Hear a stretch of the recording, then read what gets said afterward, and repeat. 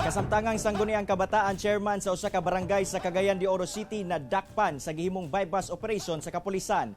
Ani ang report. Atol sa gilusad nga anti-illegal drugs operation sa kapulisan sa Carmen sa Cagayan de Oro City, nadakpan si Chuck Grover Yanez, 26 anyos, kinsa kasamtangang SK chairman sa barangay Balulang. Matod pa, sukad milingkod ang sospek sa iyang katungdanan, gimonitor na kini sa otoridad labi pa nga anaa kini sa drugs watch list.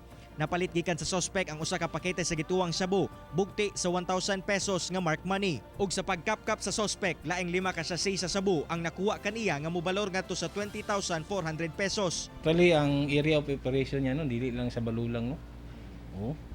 Within nearby barangay, mga neighboring barangay.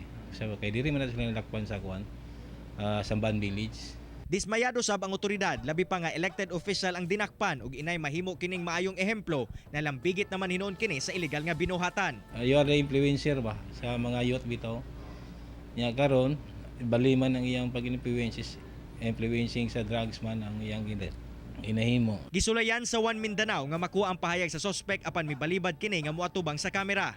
Kasong paglapas sa RA 9165 ang atubangon sa sospek. Kauban si James Yap sa kamera. Ako, si Cyril Chavez para sa One Mindanao.